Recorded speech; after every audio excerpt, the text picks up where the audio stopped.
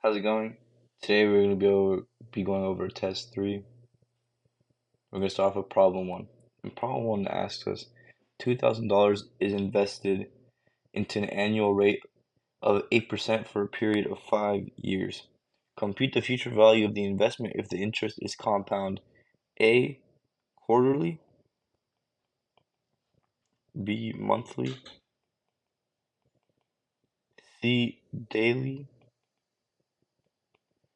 and D, continuously. So, to answer this problem first, we're going to identify our formula for periodic compounding, which is A, which is the future value, equals P times, parentheses, 1 plus R over N times T. Now, A is the future value, R is the annual interest rate, so in this specific problem, it would be 0.08. N is the number of compounding periods per year. So this would be where we would insert our uh, quarterly, daily values. So for example, for monthly, it would be 12. T is the time that was given to us, so 5 years. So yeah, now let's start off with A, which is quarterly. So there are 4 quarters in a year. So we're gonna start with A equals, oh, and P is the principal value, so $2,000.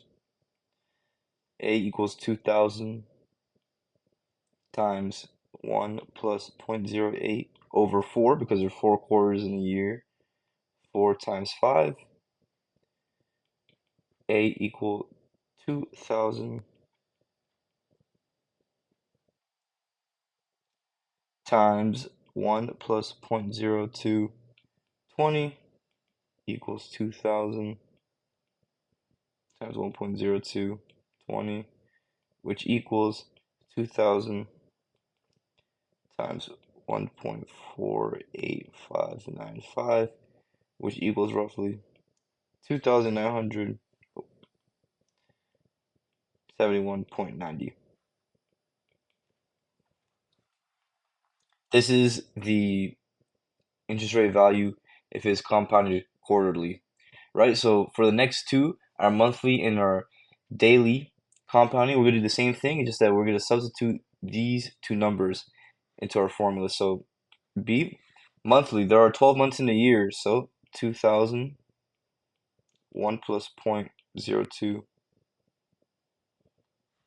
no, sorry, I was looking at the equation above. 2,000 times 1 plus 0.08 over 12, 12 plus 5, 2,000 times 1.006666667 to the power of 60, which equals 2,000 times 1.48985, which equals 2,979.70. Now, same thing for daily. Now there are 365 days in a year, so you can do same formula, same values, except right here for n, we do 365. 365 times 5. This would equal 2,000 times 1.000219 to the power of 1,825, which equals 2,000 times 1.49182, which equals $2,983.64. Now, D is a little different. right? We're going to be using sort of a different formula for continuous compounding, right? And this formula is going to be A equal P times E power R times T. So in this equation, it would be A equals 2,000 because that's our principal value times E 0.08 as our interest rate times 5. Now we continue to evaluate the equation. A equal 2,000 times E to the power of 0.4, 2,000 times 1.49182, which equals 2,983.64. There we go. So our final answers, A is going to be $2,971.90. B is going to be $2,979.70. C is going to be $2,983.64. And D is going to be $2,983.64. And that is how you solve problem 1. Really easy. We just use our compounding formula right here, and then our continuous formula for the last part. Thank you. All right, next up we have question 2. Problem 2 is asking us, an art gallery offers 50 prints by a famous artist. If each print in the limited edition is priced at P dollars, it is expected that Q equals 500 minus 2P prints will be sold.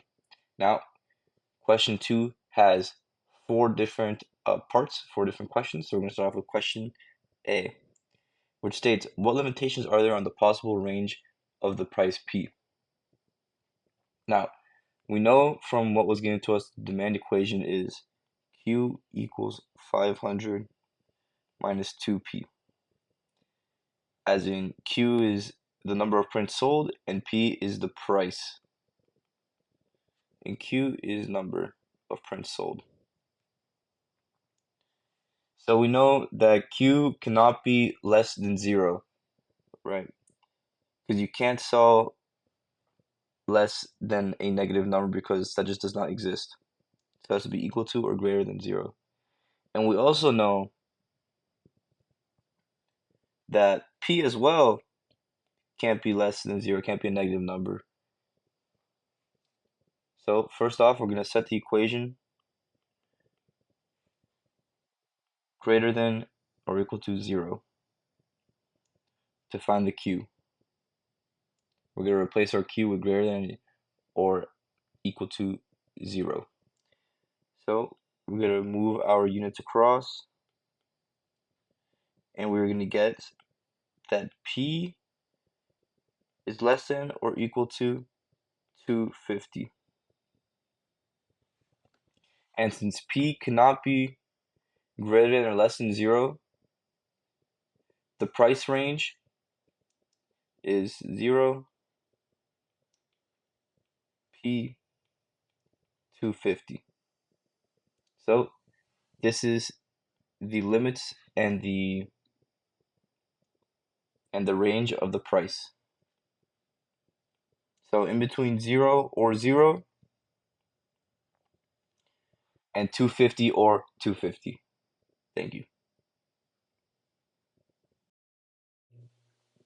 So next up is question B, which is asking us, find the elasticity of demand. Determine the values of P for which the demand is elastic, inelastic, and of unit elasticity. So the elasticity as demand is E is P equals P over Q times dq over dp. So the first thing we do is differentiate Q with respect to P to find this value right here, which we're going to get d over Q with respect to t to P equals minus 2, right? Because if we differentiate Q equals 500 minus 2P, this number right here differentiates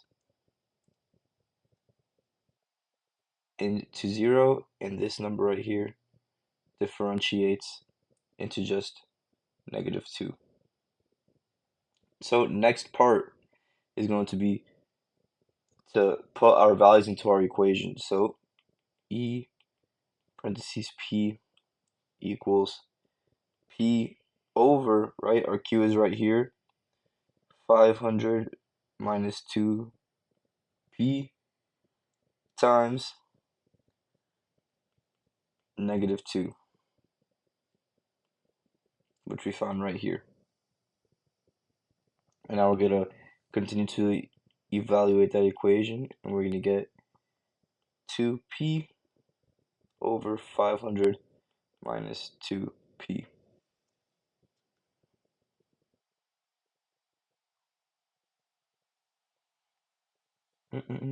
Then we're going to determine the elasticity classification. So if EP is greater than 1, we're going to consider it elastic. If EP is equal to 1, it's unit elastic. And if EP is less than 1, we're going to call it inelastic.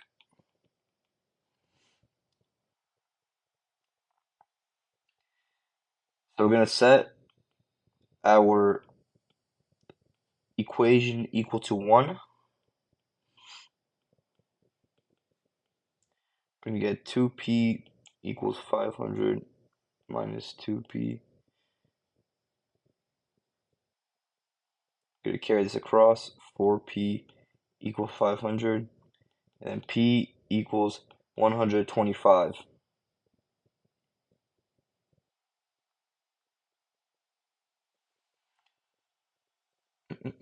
So now we're going to write out our answers. So for P to be less than 125 and EP is less than 1, demand is inelastic.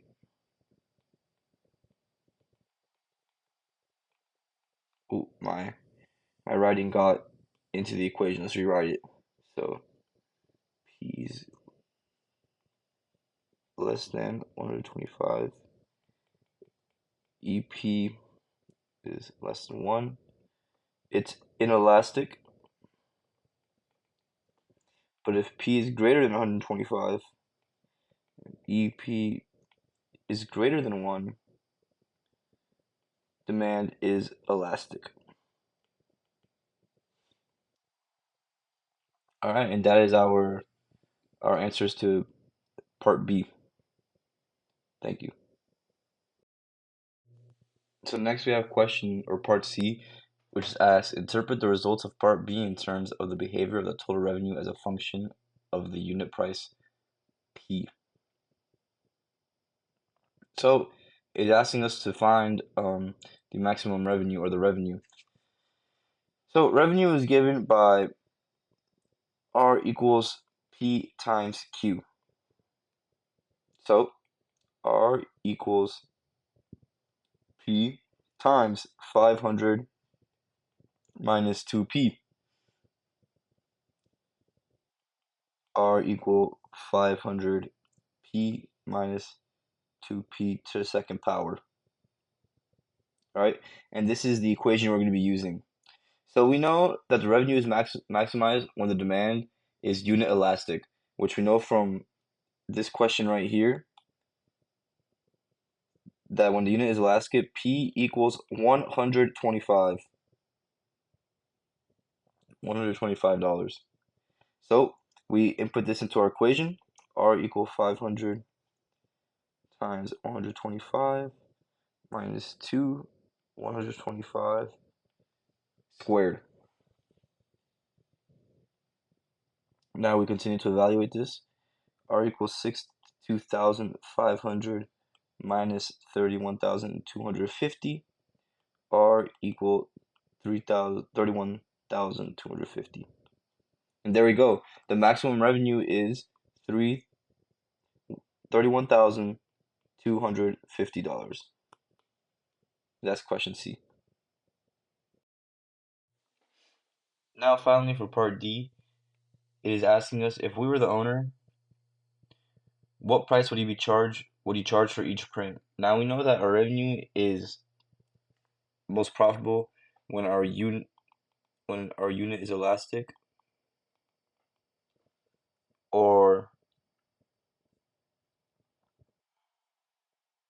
the unit is elastic. There we go. Yeah. I just make sure I got the vocabulary correct.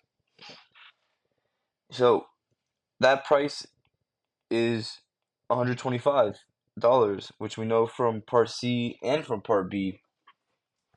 So I would set the price to 125 because that's when it is the most valuable because the unit is elastic. Thank you.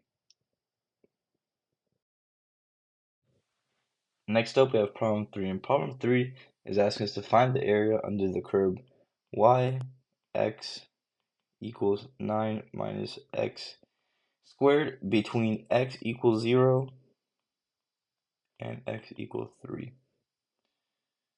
So, first thing, we have to formulate with the formula to calculate the area, right? And this is area equals b a yx dx, right? And for this specific problem, our yx is obviously 9 minus x squared. Our a is equal to 0 because that's the first point, and then our b is equal to 3 because that is our second point. So we're going to import our values. 3 at the top, 0 at the bottom, 9 minus x squared dx. Now, we break this up into two parts. We're going to have 9 minus x squared right here, which is equal to 9 dx minus x squared dx. We're going to integrate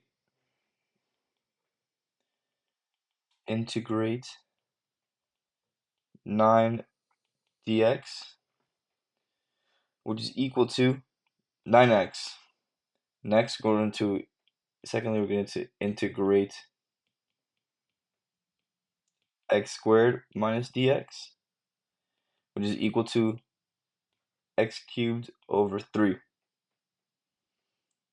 So we're going to get to the answer that 9 minus x squared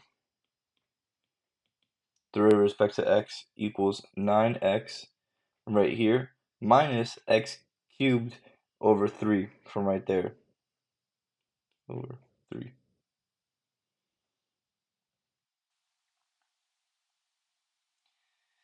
Next, we're going to apply the limits.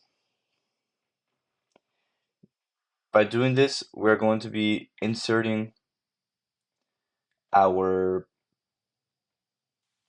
original values. So if our area is equal to 9x minus x cubed over 3, 0. If x equals 3, then we're going to get the answer of 18, right? If we input 3 into this equation right here, we're going to get 18. And secondly, when we make the equation equal to 0, we get the answer 0, right? Because if we input 0 into this equation right here, we're going to get 0. So the area is equal to 18 minus 0, which is equal to 18. So our final answer, the area under the curve is 18. Thank you.